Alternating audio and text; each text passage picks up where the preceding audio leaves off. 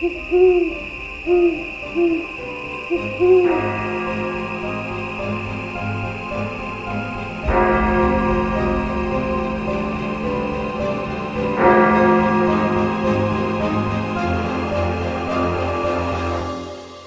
12 past 3.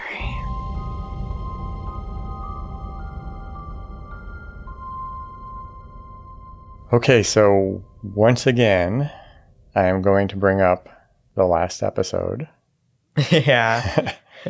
But it's not about the stories. It was about our discussion of heaven. Oh, no. After the episode, I was thinking about something I couldn't believe one of us didn't bring up. Which is? I'm sure this has been talked about a lot, and I recall reading a short story that revolved around this, so I'm not trying to be clever or original here. But it is a cool idea to think that when you go to heaven, you could go see singers and bands from the past. Like concerts? Yeah. That'd be cool. Wouldn't that be a cool thought to, go see Freddie Mercury? Yeah. I think the rest of the band is still alive right now, but... Well, maybe he replaced them. Yeah. No, I think he'd be good as like a solo. Yeah, he would. I mean, there's some bands that you would want certain members. I guess it also depends on if they actually made it up to heaven or not. Oh.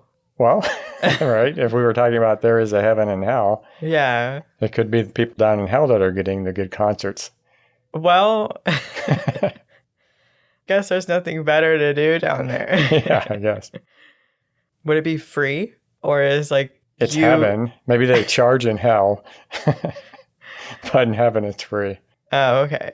So basically you like dying is your ticket to concerts. So not promoting. No, not promoting that. That did not come out right. Right. Anyway. I wonder how, sorry, I know you're going to transition into that's okay. another topic, but I wonder how time passes.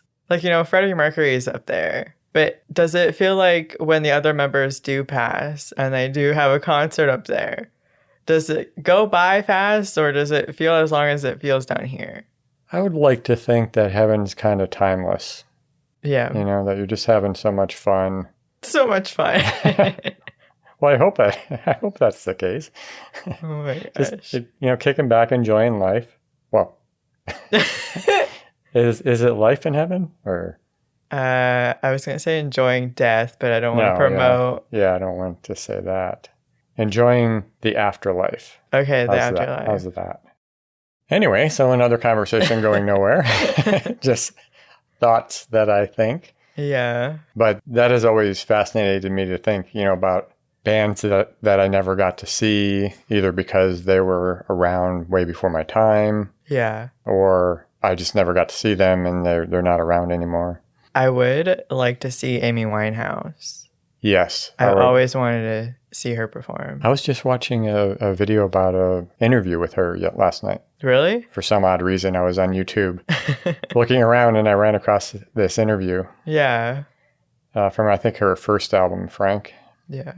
Anyway, tonight we are talking about death masks. Death masks. That's a hard word to say. Yes, for me. Why are we talking about this? So we had brought this up quite a while ago. Bloody Mary episode. Yeah. Can't remember, you brought it up, but I remember I had seen Mary, Queen of Scots' death mask, which kind of freaked me out. Yeah. I was trying to think, did I ever say that Elizabeth Bathory had a mask?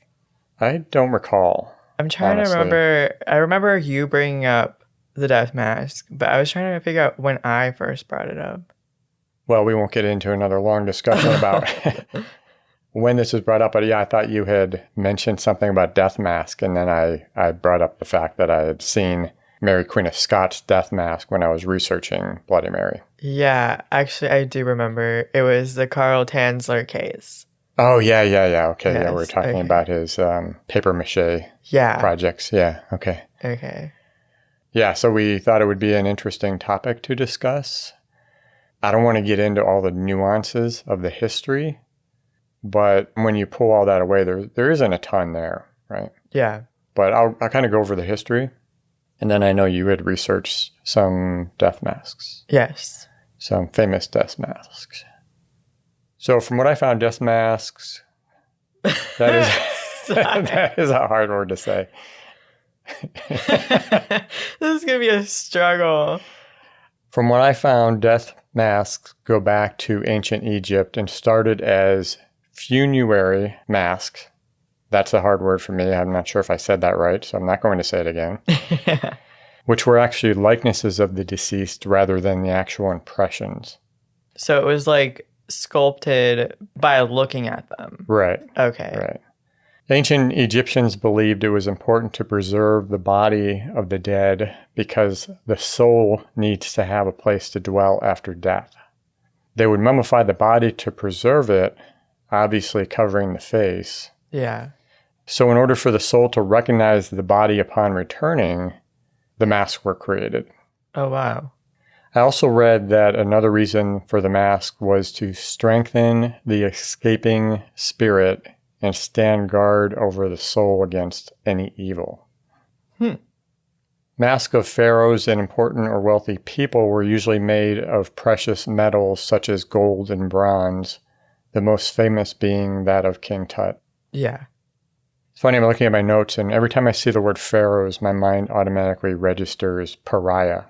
I mean, you have to see it spelled out, but I don't know why, but every time I struggle to say pharaohs, when my mind will also automatically want to say pariah. Yeah. But speaking of pariahs, less important or poorer people had masks made out of linen or papyrus mixed with plaster or glue and painted gold. There were also ritual masks, but those were worn by priests during rituals.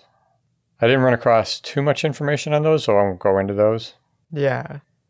The ancient Romans also used death masks, but they used them as effigies or tributes to the dead, rather than the way the ancient Egyptians used them. Yeah. And their preferred medium was wax. Death masks were created across Europe for the same reason of preserving the likeness of royals and wealthy people in order to create memorials for them. It was a way to preserve a person's likeness before photography and before the Renaissance artists came along and were capable of painting actual likenesses of people rather than portraits that look like cartoon characters. Really weird to me that they think that far ahead so they can build like sculptures later on. Well, maybe it was a matter of after the fact, and then over time it evolved into, hey, what could we do to preserve this person's likeness? Yeah. That's interesting. Even after, photography came along, the death masks were still valuable because they did capture a person's likeness in a 3D model rather than the two-dimensional photography or portrait. Yeah. The oldest known European death mask is that of Edward III, King of England, who died in 1377. A wooden funeral effigy of him is preserved at Westminster Abbey and is believed to have been carved from his death mask. That's kind of creepy. Yeah. As far as how masks were made, and this is just a general overview, I won't go into the entire history, but first and most importantly, masks need to be made as soon after death as possible, within a couple of hours before the body begins to bloat. Yeah. Masks were generally made of either wax or a plaster cast. I feel like wax sounds messy. Yeah, it does. Seems more of a after product than the actual mold. Yeah. Because really they're making a mold and then they're going to make the mask, right? So yeah. Maybe that's what they're talking about with the wax. Grease is applied to the face and the facial hair to prevent hair sticking to the chosen medium.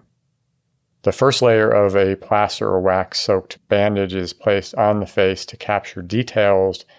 Then several additional layers are applied to strengthen the cast. I don't know how you'd ever get strength, like you said, in wax. Yeah. It seemed like it would be really flimsy. You had to have a lot of layers. Yeah. The drying process today is pretty quick, but in the past it could take more than an hour. Oh my gosh. Yeah, that's kind of bizarre. Is that like an hour between each layer or like an hour overall? I took it as an hour overall, so they would apply all the layers and then they would have to wait for them all to dry. Okay. That makes more sense. I feel like it would really suck if you had to do like an hour between each layer. Yeah, I don't think the body could handle that either. Yeah. I have to catch it before it starts bloating. Yeah. After the mold has dried and is removed, wax or even a metal like bronze would be poured into the mold to create the final mask. And again, I don't see how the mold could be made of wax if you're going to pour molten bronze into it, Yeah. right? Even the plaster seems kind of odd, but sometimes the eyes and mouth would be slightly modified to help make the person look more alive. And I could see that with some of the death masks, the person does look dead. Yeah. And it is really kind of creepy. Why would they alter it to make them more alive? Like, it's a death mask. I know, but they're trying to make a model of them for a statue or something. Yeah. They don't want them to look dead in the statue. Yeah. I guess that's true. Other than honoring the wealthy and elite of society, death masks were used by law enforcement to register traits of unclaimed bodies in hopes of identifying them, such as was done with the John Doe in your Rubaiyat mystery story Yes. a few episodes back. And they are also used in the aid of physiognomy. Can't believe I said that word. I think I said it right. Which is the scientific study of facial features. Huh. Probably the most renowned death mask artist of all time was Madame Tussaud. She was born Marie Grisholtz in 1761 in France. Her mother went to work for Philip Curtius as a housekeeper when Marie was young. He was a Swiss master of wax anatomy, and he ran a museum of waxwork heads and busts. He trained the young Marie, and when he passed in 1794, he actually gave his waxworks to her. She has a complex history that I won't go into, but one interesting aspect of her life was during the French Revolution, she was forced to make masks of the heads of victims of the guillotine. Really? Yeah. Many of whom she knew. Oh. Yeah. That's gotta be rough. Yeah. Eventually, though, she ended up in London, where she passed in 1850. But still today, one of the most popular tourist attractions in Britain is the Madame Tussaud's Wax Museum. That sounds interesting to go to. Yeah, I was thinking we need to add that to our list of places to go. Yeah. There are satellite museums all around the world, but I would like to go see the one in London. And we could also go see the Thomas Busby chair while we're there. I thought you didn't want to go to that. As long as we're there. Yeah. What else do we have on our list? Salem? Salem, yes. The Devil's Bridge in San Antonio? I thought you didn't want to go to that. No, you wanted to go there. Yeah, well, I'm curious if it's as scary as listening to it. As long as we're there, we can go to the Alamo. Yeah. You wanted to go to the I-4 dead zone? Maybe not risk it. And, well, if we do go, then we'd have to go visit Robert. Yes. Hello, Robert. Hello, Robert. Thank you for letting us talk about you. Thank you. Goodbye. Goodbye, Robert. No laughing. You started. Probably shouldn't have brought him up. I'm scared now. We're just giving him an honorary mention. Yes. And but it is our honor to mention him. Yes, it is. And we would be honored to go visit him. Yes. Respectfully. If we ever find ourselves in Florida. Well, the chances of that happening, I don't know. Yes, I know. Well, we won't get into that. So that was really about all that I found that was interesting. Yeah. What did you find? Like you said, I did look up some famous death masks. Aha, you have trouble too. Yes. The S's get me every time. But there are so many death masks that I didn't even realize that there were that many made. Like you said, I didn't even know they were a thing until I did my first story about them. Right. But I did narrow it down to a few that maybe everyone knows about. The first one that caught my attention was Mary Queen of Scots, which is what you had mentioned before. She's the Queen of Scotland and died on February 8th, 1587 of beheading. After a life of political turmoil, bouncing around Europe, and gaining a long list of enemies, Mary looked for an asylum from her cousin, Queen Elizabeth I. Instead, she became a prisoner for 19 years in the country she almost ruled. Around the time of her execution, she asked if she could get her affairs in order and was told, quote, "No, no, madam, you must die. You must die. Be ready between 7 and 8 in the morning. It cannot be delayed a moment beyond that time." End quote. When they placed her head on the block, it took the executioner 3 tries before beheading was complete. The first blow of the axe grazed off the back of her skull, missing her neck. The second strike was more successful, but her head remained attached to the neck by a piece of muscle. And finally, the third strike finished the execution.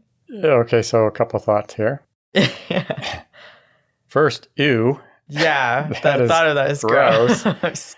I thought she was beheaded by guillotine. Yeah. I remember looking into her when I was doing this story about Bloody Mary because her and Queen Elizabeth were 2 candidates for the Bloody Mary history. But I do remember reading about, and I don't know how true this is because I only read it in a few places. So I never went and really verified it because it really wasn't part of my story at that time. But it was about the executioner lifting her head by her hair to the jeering crowd, saying, "God save the Queen," only to discover that she was wearing a wig and her head dropped and rolled away. That's kind of funny. I mean, it's well, not funny. For her. But she's dead. I mean, it's not funny, but it's kind of...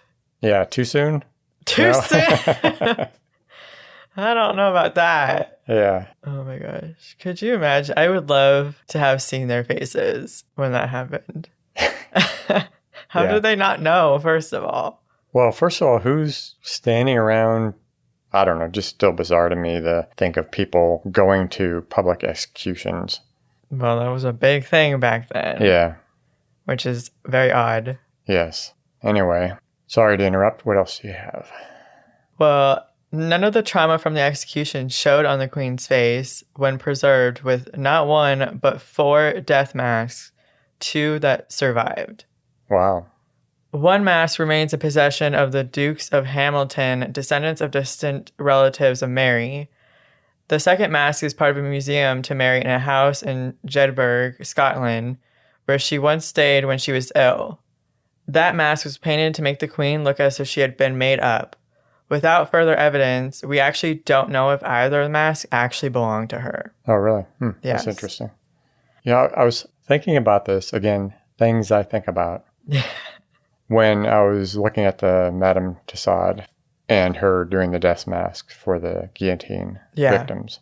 Thinking about the different types of executions and wondering, would that be a good way to be executed, or would there still be pain involved? Now, the way Mary Queen of Scots went, no way. Yeah, no. Getting the axe. No. But a guillotine seems like it would be a lot faster. I would hope so. I just wonder if it would be painless, or if there would still be some... I think it depends on how they, where they hit you. Yeah. 'Cause I was just wondering if out of all the different types of executions, if that would be the one that would be the least painful. Yeah, I don't know. Well, because I was thinking, not to get any more morbid, but I was thinking hanging, but that you have to make sure the neck breaks. Yeah. And I imagine that they probably didn't really care. If they were executing you, they probably didn't care. No, yeah. If you struggled. So there's no guarantee that that's how it played out. Because there's a specific calculation of how long the rope needs to be. Yeah. In order to snap your neck. That's so weird to think about. Yeah.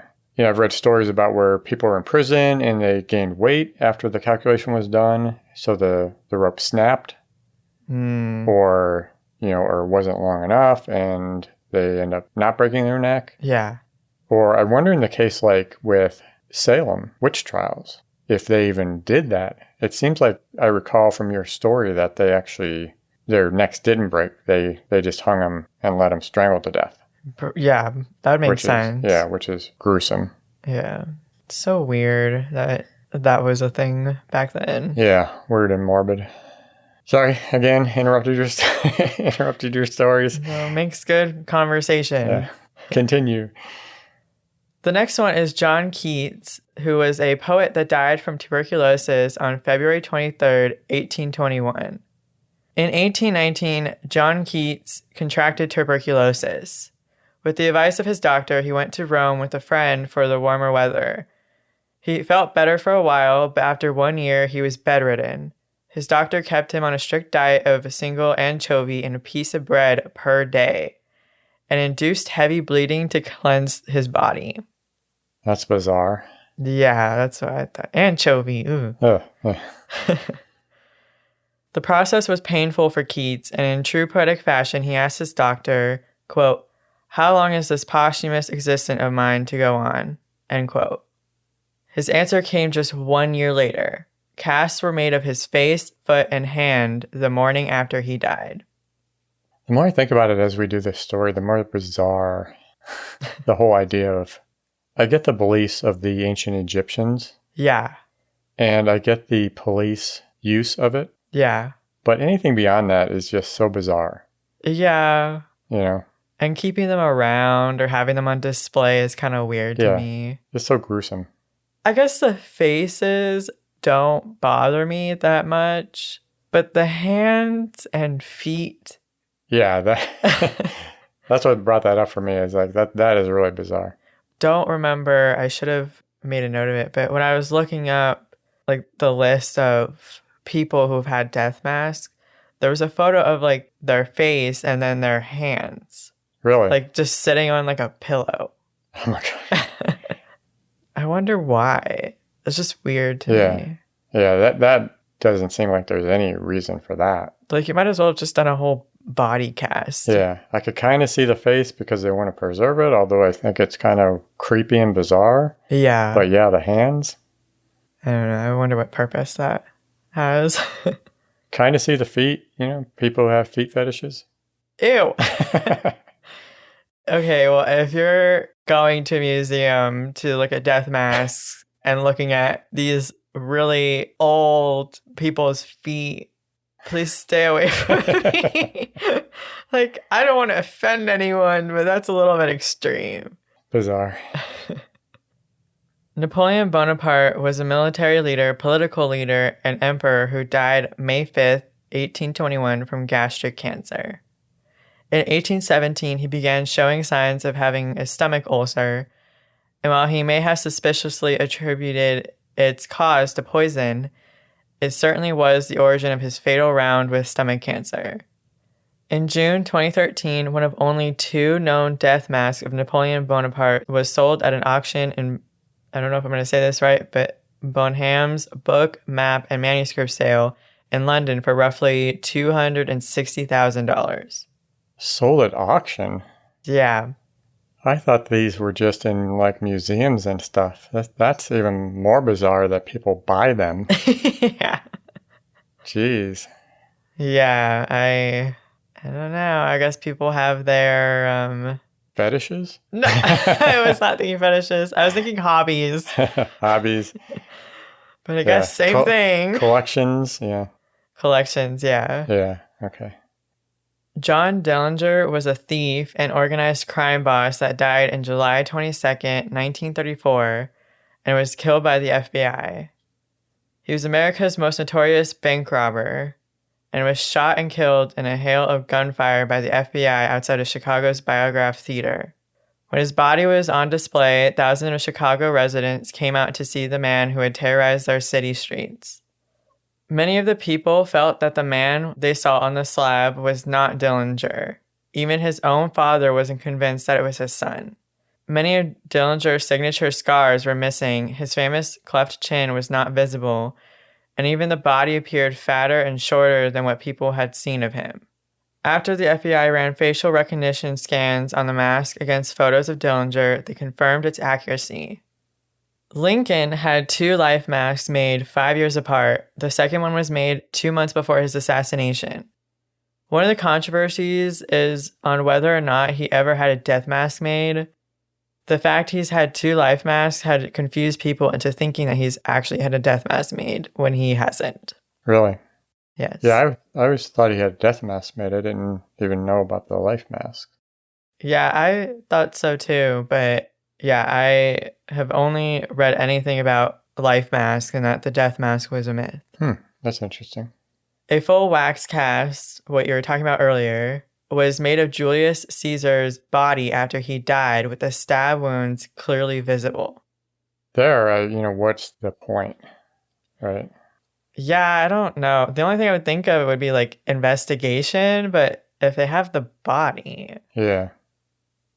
A few more famous people who had their death mask made, but not going too much into detail, was Dante, who was a philosopher and poet that died on September 13, 1320 from malaria. Although there is some suspicion that his death mask may not be genuine. That's interesting.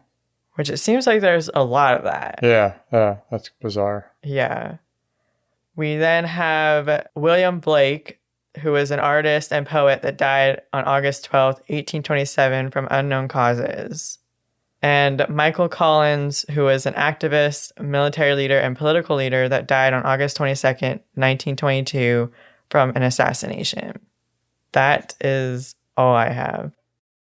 I also seem to remember reading somewhere like Beethoven, Benjamin Franklin, and George Washington. I can't remember if it was a life mask or a death mask. I think it was a death mask. Okay. Oh, and James Dean, which I know way before your time, but a very famous actor who died in his 20s, I believe, like 25. Wow, that's sad.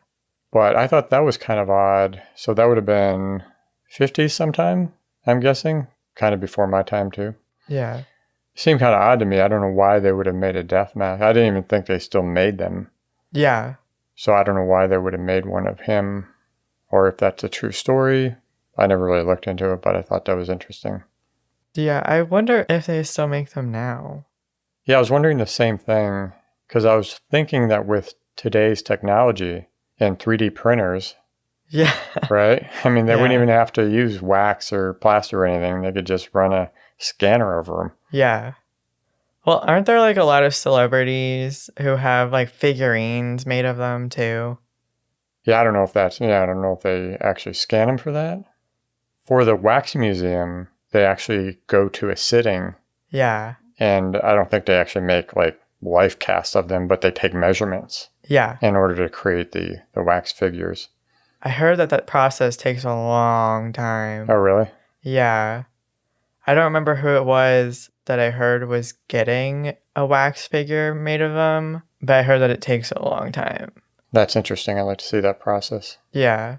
Well, not even just of making the wax figure, but of getting like the measurements and stuff like that. Right. Yeah, that's what the sitting for getting it made. Yeah. That'd be interesting. I have gone to a wax museum before. I won't say where because some of them looked nothing like Oh, really? the celebrities. But it was interesting to see even though they didn't really resemble them, just like the artistic abilities you have to have. Right.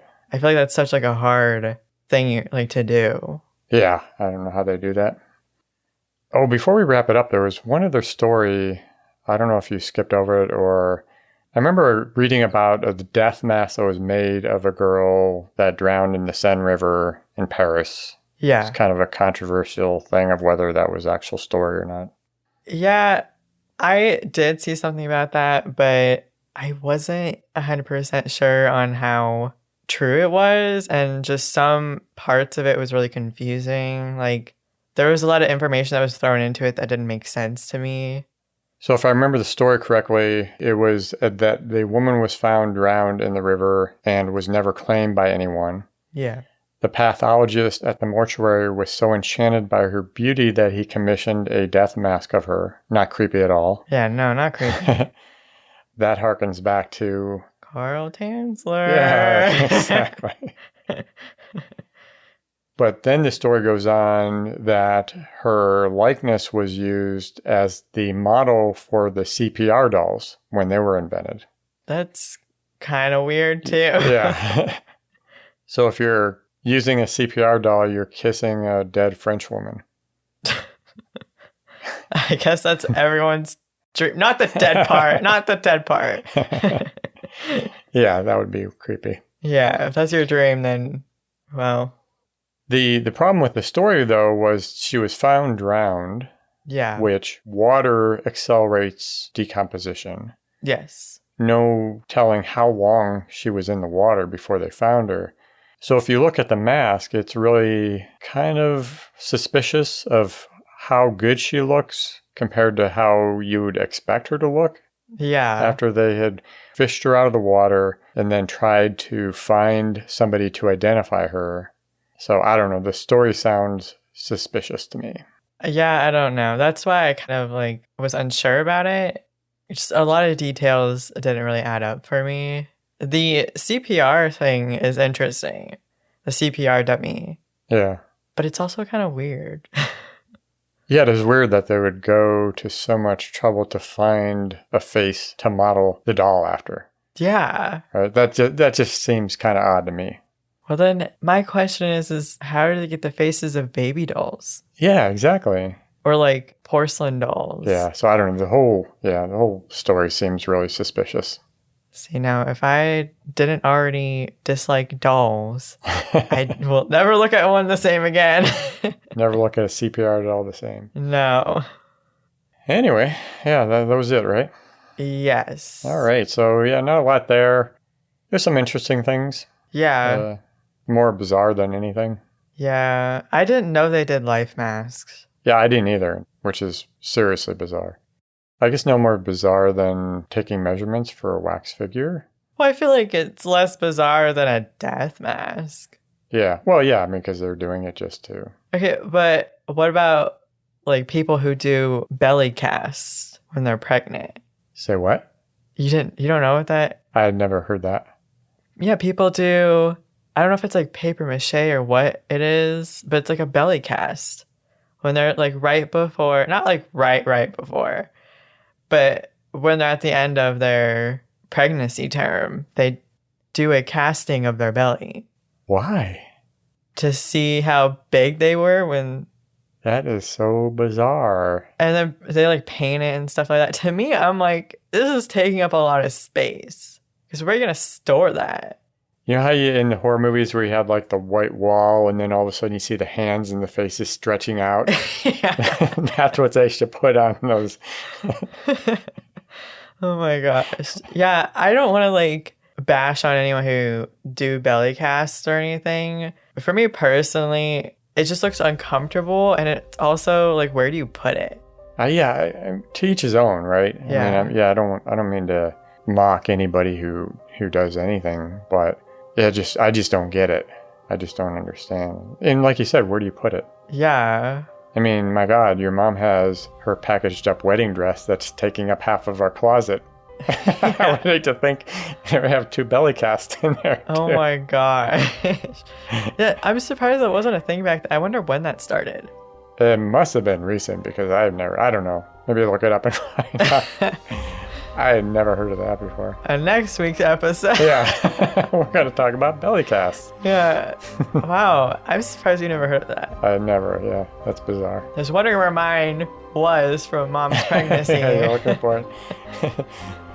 Alrighty, well, on that weird note, yes, we will wrap it up. Thank you very much for joining us. Make sure to visit next week for more weird and creepy stories. Don't forget to follow us on Twitter and Instagram at 12past3 or email us at podcast@12past3.com. Good night. Good night.